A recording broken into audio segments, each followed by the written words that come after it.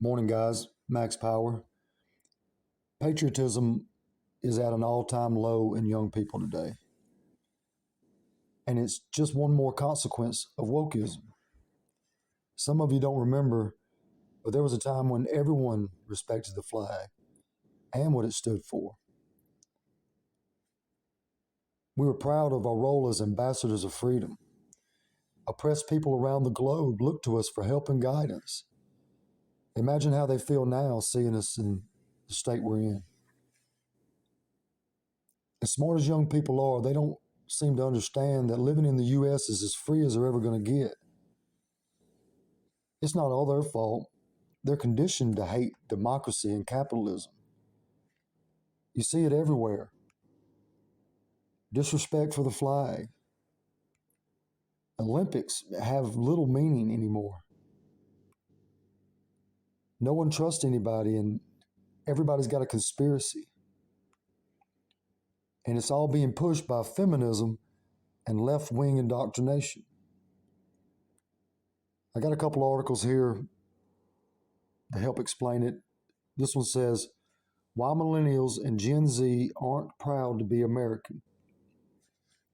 Polls show there's a patriotism gap between older and younger Americans. Gen Z and millennials are less likely to say yes to the question of national pride. It says 67% of adults polled say they were extremely or very proud to be Americans when asked between June 30th and July 2nd during the build-up to Independence Day. Now, this poll was taken right before our nation's birthday last year, and only 62% of adults were very proud to be American. Now, that number was 92% in 2003. But among those aged 18 to 24, just 36% said the same, with 35% in that age bracket stating that they were only slightly or not at all proud to be an American. I expected these numbers to be less since our youth is when we're more rebellious, right? But I believe 36% is a bit alarming. Now, this article was written by a college student, and he says, my generation is being raised to hate America. It is time to stand up for our history. You can't love what you don't know. When young Americans say they aren't proud of their country, it proves our education system has failed them. Education begins early. Now, even before college, children's minds will be indoctrinated with this alternate version of history. The 1619 Project, for example, includes a new grade school curriculum that aims to reframe the country's history by placing slavery and its consequences at the very center of our national narrative, and making 1619 rather than 1776 our nation's founding. Now, this is a touchy subject. We all can agree that slavery was bad, and it was bad, but I don't think it's in the center of our narrative. And I could argue that we're all slaves now.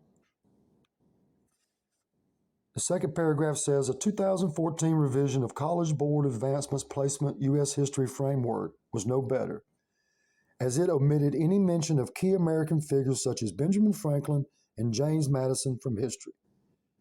And the 19 sample examination questions disproportionately emphasizes class struggles and discrimination, reinforcing a negative view of U.S. history as a framework's dominant theme.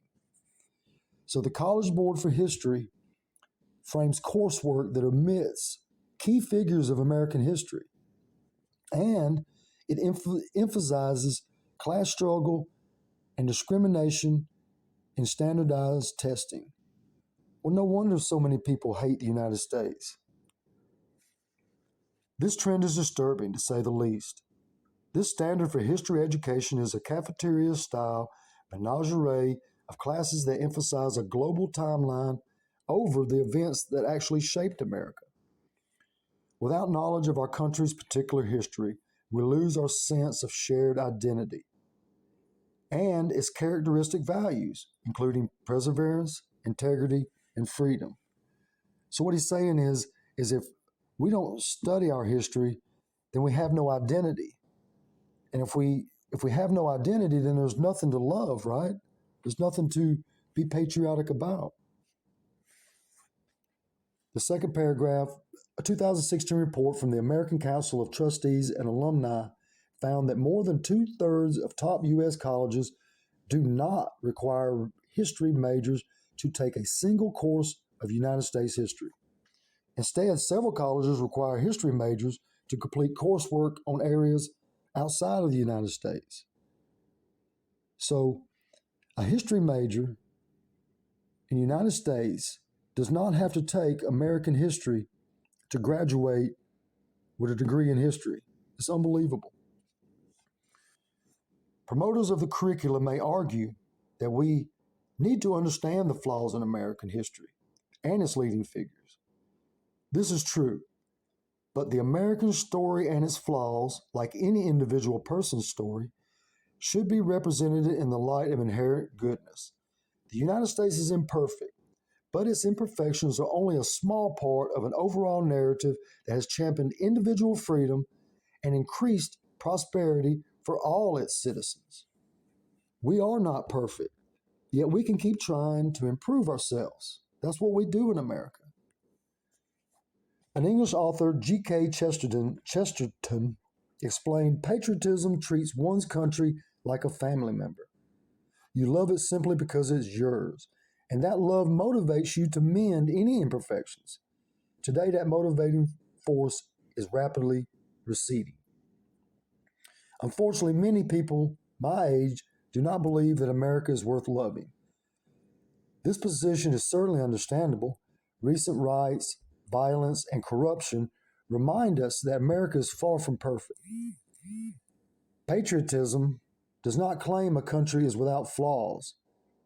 In fact, many people who identify as patriotic do not always feel proud of their government, their fellow citizens, or even themselves. So it's just like a family, right? We're not always proud of them, but they're our family and we love them. Now this poll pretty much shows the same numbers as the last poll. And I have to mention, he does say it doesn't have to be this way. Some colleges like mine offer a holistic perspective of American history and honor our characteristic values. I'm not promoting any college, but he's saying that you have a choice, right? Well, I believe we are at a crossroads. Individual liberties are being attacked, and foreign entities have too much influence on our legislators. Our nation can be fixed, but destroying it would be all our demise. Failed leadership has fostered a generation of misinformed, indoctrinated kids who hate what they don't understand.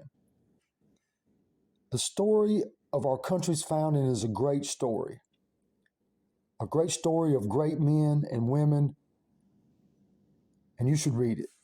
But this is just my opinion. You can argue my opinion, but you can't deny my experience. I hope you enjoyed it, and I'll talk to you soon.